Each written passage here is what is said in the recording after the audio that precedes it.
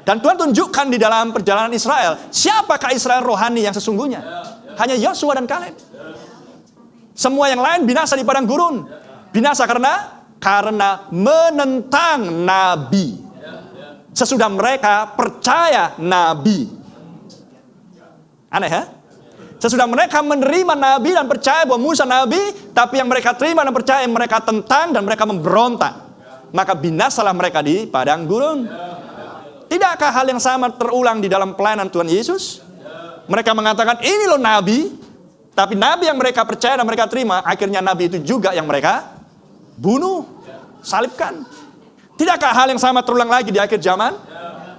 Di kalangan orang-orang pesan, nabi yang mereka terima dan mereka percaya, nabi itu juga yang mereka tentang dan mereka tolak di dalam sebuah kehidupan yang tidak bertumbuh.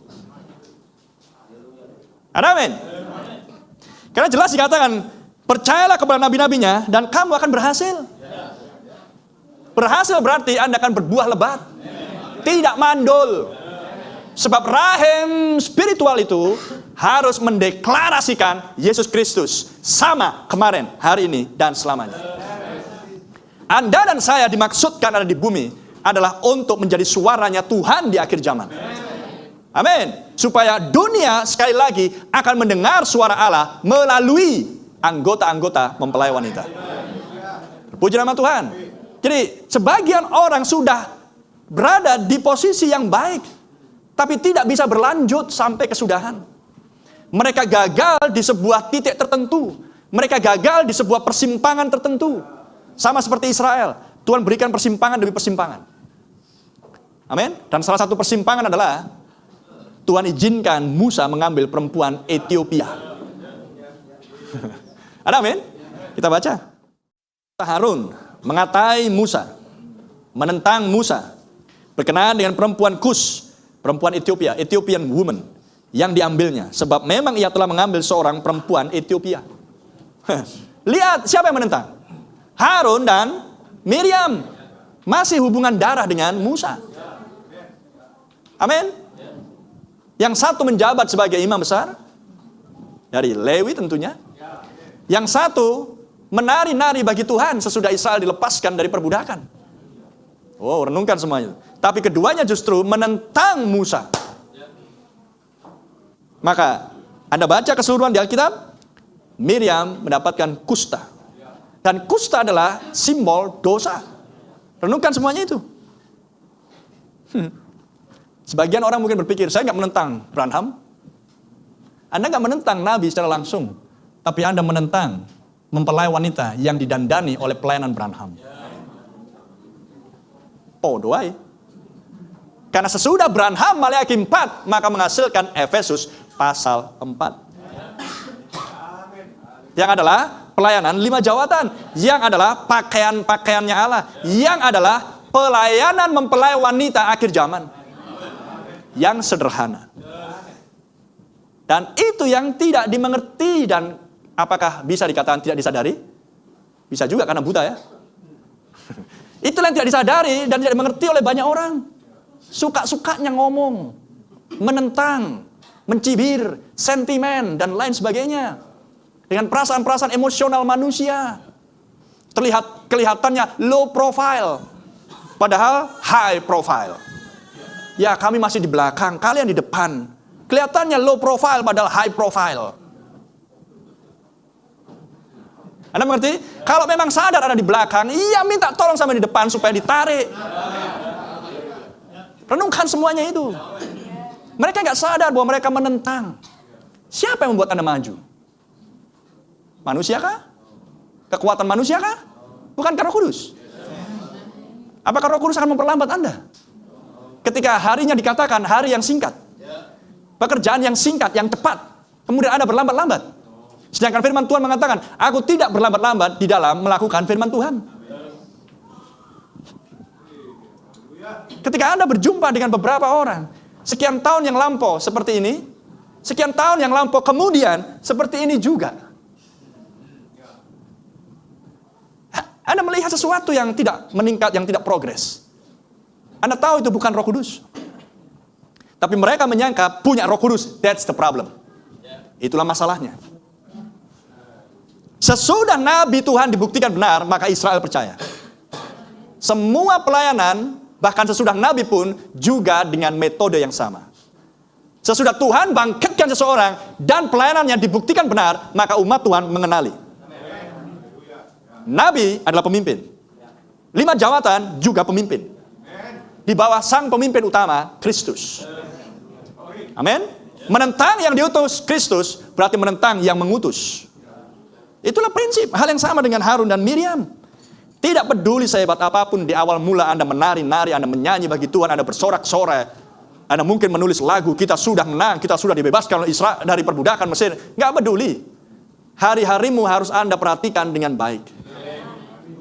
Amin. Lihat Miriam. Siapa yang nggak kenal Miriam? Dansa, menari, dancing. Sesudah menyeberang Laut Merah kan?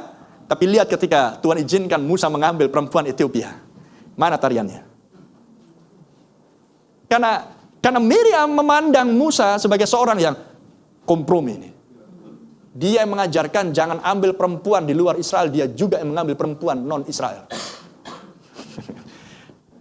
Mereka tidak mengerti apa yang menjadi maksud dan tujuan Tuhan. Anda paham? Bukankah mempelai wanita diambil dari bangsa kafir? Haleluya.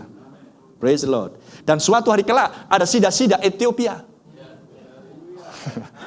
yang menerima Yesus Kristus melalui pelayanan Filipus, penginjil yang dipenuhi Roh Kudus, roh yang sama yang ada pada Musa dulunya. Sehingga melalui Musa dibagikanlah roh itu kepada 70 tua-tua. Rohnya Musa. No way. Mengerti saya maksudkan? Dan bukankah Ratu Sheba dari Ethiopia kalau nggak salah? Betul? Ya. Renungkan semuanya itu. Adalah untuk memperlihatkan bahwa Tuhan suatu hari kelak akan berurusan dengan mempelai wanita bangsa kafir. Oh, mulialah nama Tuhan. Glory Jesus. Kata mereka, sungguhkah Tuhan berfirman dengan perantaraan Musa saja? Wah, ini udah keterlaluan ini. Memangnya hanya sama Musa aja pewahyuan firman dinyatakan. Bukankah dengan perantaraan kita juga ia berfirman? Sama kami juga pewahyuan juga datang. Bukan hanya sama si Anu itu, hanya sama kita pun juga. Anda ngerti saya maksudnya? Ya. Bukankah kita sudah menjalani masa-masa itu dulunya? Dan sekarang kita sudah sampai di masa yang berikutnya? Anda terganggu dengan suara-suara itu? Suara-suara musang-musang, suara-suara tupai-tupainya itu. Suara-suara seperti Nabi katakan, babi-babi, oing, oing, oing, oing. Anda sudah Raja Wali terbang tinggi, di tanah, yaudahlah biar aja di tanah. Dan kedengaranlah hal itu kepada Tuhan. Tuhan yang marah. Karena Tuhan yang mengutus. Tuhan yang menjaga hamba-hambanya. Maka berlakulah yang benar, yang baik di hadapan hamba yang diutus Tuhan. Adapun Musa ialah seorang yang sangat lembut hatinya, lebih dari setiap manusia yang di atas muka bumi. Lalu berfirmanlah Tuhan dengan tiba-tiba kepada Musa, Harun dan Miriam, keluarlah kamu bertiga ke kemah pertemuan. Maka keluarlah mereka bertiga. Lalu turunlah Tuhan dalam tiang awan dan berdiri di pintu kemah itu. Lalu memanggil Harun dan Miriam. Maka tampillah mereka keduanya. Lalu berfirmanlah. Perhatikan bagaimana Tuhan menegaskan akan pelayanan nabinya. Di hadapan mereka yang menentang nabinya. Lalu berfirmanlah, dengarkanlah firmanku ini. Jika di antara kamu ada seorang nabi, maka aku, bukan Ephorus, bukan ketua sinode. Amin. Bukan kardinal, aku Tuhan menyatakan diriku kepadanya dalam penglihatan, aku berbicara dengan dia dalam mimpi. Apakah ini hanya berlaku untuk Musa? Apakah ini berlaku hanya untuk perjanjian lama? Ini berlaku untuk di setiap zaman. Karena di setiap zaman Tuhan mengutus seorang utusan. Amin. Dan bahkan ketika utusan itu sudah selesai di bumi, Tuhan tetap mengutus hamba-hambanya. Amin. Bukankah di perjanjian baru Anda tahu bahwa Paulus adalah nabi juga? Tapi sesudah Paulus, Anda tahu bahwa ada Agabus. Agabus juga seorang nabi yang dibuktikan benar oleh Tuhan. Bukan demikian hambaku Musa, seorang yang setia dalam segenap rumahku. Berhadap-hadapan aku berbicara dengan dia terus terang, bukan dengan teka-teki. Dan ia memandang rupa Tuhan. Mengapakah kamu tidak takut mengatai hambaku Musa?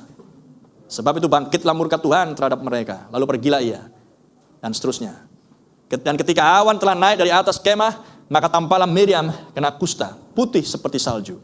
Ketika Harun berpaling kepada Miriam, maka dilihatnya bahwa dia kena kusta. Kusta adalah simbol dosa. Dosa, ketidakpercayaan karena menentang hamba Tuhan yang benar.